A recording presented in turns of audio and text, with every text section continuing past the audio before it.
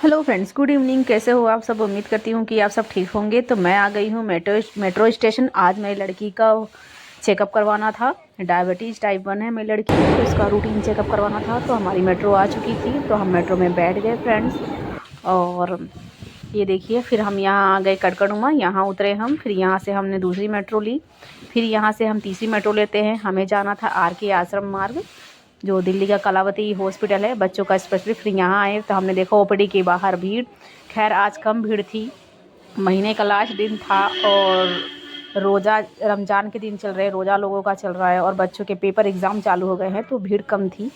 और देखिए, हम इतनी बुरी तरह पक रहे थे ना, हमें समझ में नहीं आ रहा था हम क्या करें, क्योंकि हमें 2-2 FD लगानी थी। तो अभी हम आँखों के ओ चेकअप करवाना था लड़की के, तो उसके OPD में हम बाहर खड़े थे, क्योंकि डॉक्टर ही नहीं आए हुए थे। हम इतनी बुरी तरह से पक रहे थे, हम आपको बता नहीं सकते फ्रेंड कितनी बुरी तरह हम पक रहे थे। और ये देखिए, सबको नींद आ रही थी, सब थके हुए थे, क्योंकि आपको पता है ना फ्रेंड, जितना इंसान काम करके नहीं थकता है ना, उतना इंसान बैठे बैठे थक जाता है। फिर हमने आँखों का चेकअप कराया, फिर दोबारा हम नीचे आए पर्ची बनवाने। यहाँ देखिए, यहाँ भी भीड़ लगी है, कुछ औरतें हैं और ये सब भरा रहता है, खचाखच पूरा भरा रहता है फ्रेंड्स। यहाँ पर्ची बनती है और उस साइड में, कोने के साइड में, वहाँ पे दवाइयाँ मिलती हैं, उधर लास्ट वाले में दवाइयाँ मिलती है।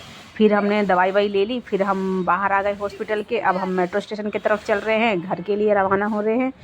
तो ये देखिए, हमारी लड़की इतनी बुरी तरह थक चुकी थी कि वो गुस्से में अपना हाथ भी नहीं पकड़ने दे रही थी, क्योंकि मेन रोड पे था, बच्चों का हाथ छोड़ नहीं सकते फ्रेंड। फिर हम मेट्रो स्टेशन आए, फिर हम मेट्रो में बैठ गए फ्रेंड अपने घर के लिए। तो ये देखिए, मोटी लड़की अपना जीन्स ठीक कर रही है। उसके बाद सब बैठे हुए मुझे देख रहे थे। मैं बहुत चोरी चोरी से फ्रेंड वीडियो बनाती हूँ, क्योंकि बड़ा अजीब सा लगता है वीडियो बनाने में। तो अब मैं चाय पीऊँगी। चाय पी के मैं आधा घंटा मैं मुश्किल से रेस्ट, क्या करने का टाइम ही नहीं है। अभी मैं लड़के को ट्यूशन लेने जाऊँगी, अभी 5 बजने वाला है। फिर मैं दूध लेने जाऊँगी 5:30 बजे। फिर आज थर्सडे है, बीर बाज़ार है, तो सब्जी वब्जी भी लेने, ये देख जाना है। देखा, बता के खाना बनाना है सबके लिए, फिर बर्तन धोना है। तो 11 बजे तक तो मुझे फिर फुर्सत नहीं है फ्रेंड्स। फिर इतना मैं थक जाती हूँ हॉस्पिटल जाके कि ऐसे सारे काम घर का मैं करके जाती हूँ। फिर घर पे जो एक आदमी भी जो घर पे अगर रहता है ना, ऐसी बेड बजाता है घर की हालत ख़राब करके रखता है। बर्तन सिंक में सारे गिरा पड़ा के, फिर सफाई करके जाओ, फिर आओ सफाई करो। और आप मुझे दिख रहे हो मैं कैसी हो रही, मेरी हालत कैसी हो रही है। मैं बिल्कुल पतली हो रही हूँ सूख सूख के टेंशन से। मुझे इतना टेंशन रहता है काम का, फिर बच्चों के स्कूल का, ट्यूशन का, पढ़ाई का। और 6 लोग हैं मेरे घर में, मैं अकेली संभालने वाली, करने वाली हूँ। इतना प्रेशर मेरे सर पे रहता है और मैं इतनी परेशान रहती हूँ कि काश भगवान कोई और एक लेडीज़ होती जो मेरी थोड़ी सी तो हेल्प हो जाती। जैसे हॉस्पिटल गई, कहीं बाहर गई, तो घर आके कम से कम 1 कप चाय तो मिलता मुझे। मैं इतनी थक जाती हूँ, मैं क्या बताऊँ, ऐसी ज़िंदगी मिल गई है मुझे सच में। जिसने, कहते हैं ना वो, कि जिसने मायके में किसी भी चीज़ का परेशानी ना उठाया हो, तो ससुराल में उसे दुखी मिलते हैं। तो वाकई कुछ मेरे साथ भी ऐसा हो रहा है। वाकई में मैं मायके में बहुत सुखी रहती थी, ना शरीर से ना किसी चीज़ से। मैं बहुत ही, मतलब टेंशन क्या होता है मैं तो जानती भी नहीं थी, मैं बहुत खुश रहती थी। और जब से शादी क्या हुई है, ज़िंदगी जैसे लगता है ना, सारी नर्क के दरवाजे ससुराल में ही खुल गए हैं। जो दिन देखने नहीं वो भी दिन देखने पड़ते हैं। क्या क्या नहीं झेलना पड़ता है यहाँ पे, दुख है सुख है।